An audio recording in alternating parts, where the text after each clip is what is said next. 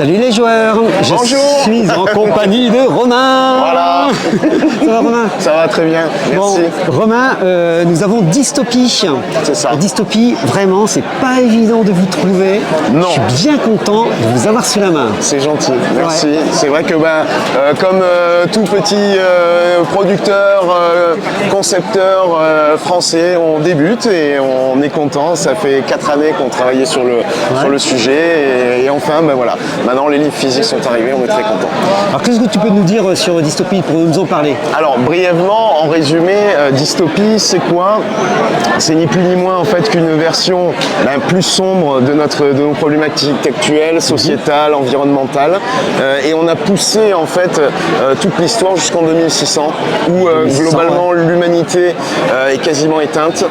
Il n'y a qu'une petite partie qui a réussi à survivre et qui vit en fait dans des endroits différents, qui a survécu pendant ce que l'on appelle l'âge sombre. Ouais. Une partie, l'élite, qui a migré sur Mars, qui a créé la première cité qui s'appelle Deneb. Une autre qui vit maintenant dans la stratosphère, donc toujours sur la Terre, mais dans la stratosphère par substantation magnétique grâce à l'énergie quantique et qui abrite globalement 300 millions de personnes. C'est le gros de l'humanité, il ne reste plus que ça. Et une toute petite partie, communauté, qui a réussi à survivre sur Terre et dans des conditions très difficiles.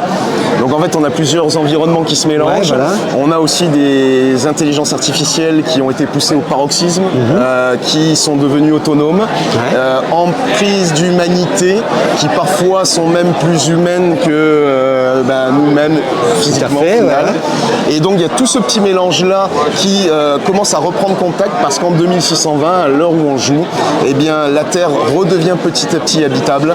Le Soleil perce la croûte nuageuse qui était là depuis des siècles et ceux d'en bas remontent. Vega, la cité stratosphérique, commence à avoir des vues sur ceux qui ont survécu en bas et a un souhait de recoloniser la Terre. Et ceux qui sont sur Deneb ont vécu déjà depuis plusieurs siècles sans vieillir parce qu'ils ont un sérum qui leur permet depuis maintenant des siècles d'arrêter le vieillissement des cellules. Et le problème, c'est que ils n'ont plus de sérum. Donc en fait, ils reviennent sur Terre en se disant il nous faut de la matière pour continuer à vivre d'une certaine façon, entre guillemets, éternellement. Des vampires, quoi, presque. On n'est pas loin, à tel point qu'ils ont développé durant ces siècles-là en fait des pouvoirs cognitifs qui leur permet de se prendre pour des homo deus. C'est comme ça qu'ils se nomment. Ils considèrent qu'ils sont l'évolution naturelle des hommes et ils reviennent pas en conquérant, mais avec une certaine forme d'assise et de technologie. Et donc tout ce beau petit monde va essayer, pour des questions de ressources, pour des questions d'intérêt personnel ou d'intérêt commun, de renouer des contacts et ça va nécessairement créer une multitude d'aventures. 80% de la planète était complètement inhabitée et colonisée par des machines qui se sont reproduites. Donc en fait il y a tout à découvrir et les 80% en question c'est des terres plutôt hostiles à l'homme. Donc ça va mener à des aventures un peu difficile.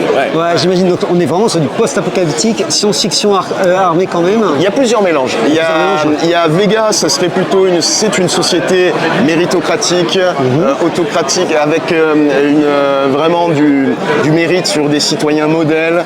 On ne naît plus naturellement, mais on est créé in vitro. Tout se fait avec l'amélioration génétique en permanence. Donc ça, c'est une société, je compare souvent ça, attention pour nos amis chinois qui pourraient voir la vidéo, mais en puissance vraiment poussée à son paroxysme au niveau du contrôle social. Et en bas, on est plutôt effectivement sur du post-apo avec des gens qui ont réussi à survivre dans des conditions très très difficiles et donc qui ont des caractéristiques physiques la plupart du temps assez prédominantes, quoi. Bien sûr. Des machines, on peut jouer des machines dans Dystopie, des machines qui se sont éveillées, alors quelle que soit la forme de la machine, ça peut être une toute petite machine initialement, mais qui a réussi à prendre un nouveau corps, à se rapprocher de l'être humain, parce que les machines ont aussi une mythologie dans Dystopie, c'est que Rhea, la première éveillée, en fait a créé des machines un peu à son image. Bien sûr, tiens. Et donc il y a ce que l'on appelle ces sergents, ces premières créations qui de nos jours, eh bien, refont surface, ont des partis pris vis-à-vis de l'humanité. Certaines machines sont prêtes à les défendre, à défendre l'humanité, d'autres à peut-être l'annihiler. Ouais, donc voilà, il y a plein de choses, il y a plein de sujets, et bon, je pense qu'il y a un beau bac à sable sur lequel on peut bien s'amuser. Effectivement, c'est ce que je pense en fait. Du coup, bac à sable. Système de jeu, on est sur quel type de jeu? Un jeu un peu avec du dé, Alors oui, on est sur du dé, ça reste un jeu de rôle, on va dire, somme toute un peu classique dans la construction. On est sur du D10 essentiellement. Très bien. On jette caractéristiques, la compétence étant un seuil de difficulté. Donc plus tu es compétent et en gros plus tu auras de chance sur ton D10 et bien d'obtenir des réussites. Et en fonction de la nature du personnage, que ce soit une machine, que ce soit un Homo Deus, quelqu'un créé in vitro, et bien il va avoir des jauges, spiritus, corpus, énergie, qu'il va pouvoir dépenser pour s'améliorer à un moment donné critique, faire des actions plus périlleuses, plus dangereuses, voire se surpasser. Et donc ça crée une petite mécanique de jeu aussi de gestion à avoir parce que on peut pas tout le temps briller. On essaye d'être aussi raccord avec la réalité, c'est vraiment notre parti pris, c'est-à-dire faire de la SF mais avec du réalisme quand même pour que ce soit palpable et les problématiques modernes que l'on peut avoir dans notre société, des choses que l'on voit qui sont prégnantes de nos jours et qu'on se dit demain ça pourrait être pire. Nous on est parti du parti pris que ça serait pire et donc effectivement tu joues les conséquences des choix qui ont été faits. Donc très très sombre. Il y a deux livres dans Dystopie. On a le Nouveau Monde le Nouveau Règne, excuse-moi. Ouais. Et on a le deuxième qui est Omniscience, c'est ça? C'est ça. Donc Omniscience, je vais l'ouvrir pour le partager. Voilà. Donc qu'est-ce qu'on a dans Omniscience? On a des scénarios Alors Omniscience, c'est vraiment centré sur ce qu'on appelle nous l'omniscience, c'est-à-dire le conteur, le maître du jeu. D'accord. On ne va pas trop montrer. Il y a vraiment les secrets qui lui sont réservés et il y a une quinzaine de scénarios qui forment le premier arc narratif de la campagne. Très bien. Qui sont interchangeables, c'est-à-dire que dans la mesure où il peut y avoir effectivement des joueurs venant d'horizons différents, de Vega, d'en bas, ça peut être une machine, on a vraiment fait en sorte que tout ce beau monde puisse être intégrable et que tout le monde, même s'il vient d'une nature différente ou d'une origine différente, puisse s'incorporer dans les scénarios. Et tu choisis, tu as envie de faire le 13, tu fais le scénario 13, tu fais le 3, le 2. Le principe étant de voyager justement dans le cadre de la campagne dans tous ces univers-là pour s'en imprégner avec une trame de fond quand même qui permettra aux joueurs in fine d'avoir un vrai impact sur l'avenir de l'humanité. L'objectif étant non pas d'avoir des héros à côté de l'univers, mais d'avoir des héros qui vont créer en fait la suite de l'univers. Donc la fin de la campagne, c'est vraiment hyper important pour l'avenir du monde, pour l'avenir des hommes, et le but étant vraiment de les intégrer à tout ça. D'accord, donc là on a vraiment un pack tout compris. Est-ce qu'il est prévu peut-être des suites ou peut-être créer dans le même type d'univers ou d'autres jeux? Alors oui, on a, d'ailleurs c'est là qu'on présente un petit peu, c'est Émeute. Oui.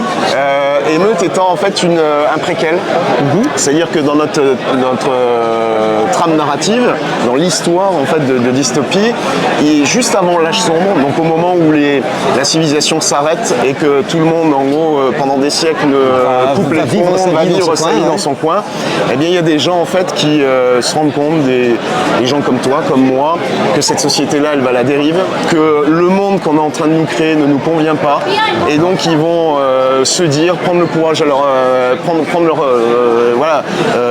tout ce qu'ils peuvent, essayer de lutter contre ça, et ils vont monter des cellules de résistance à travers le monde pour faire des coups d'éclat et essayer d'éveiller entre guillemets le commun des mortels à dire non mais on va dans le mur, tout le monde ne pourra pas monter sur Vega, c'est un mythe, c'est quelque chose d'illusoire et la solution n'est pas là. Donc les gens vont se battre pour essayer de ça va être un jeu plutôt pulp où les personnages vont pouvoir in fine monter leurs compétences mais aussi leurs cellules, développer des moyens pour pour petit à petit s'internationaliser et faire des mouvements peut-être de plus en plus d'ampleur. Donc c'est aussi un parallèle avec notre société moderne sur le fait que des fois on peut se dire moi j'ai des enfants, je me dis waouh, quelle société on va leur laisser, et dans Émeute ce sera ça, c'est de dire voilà, allez, on n'en peut plus, ça fait des générations que la soupape elle commence à être au bord de l'explosion, et dans Émeute ça explose. Ok. Voilà.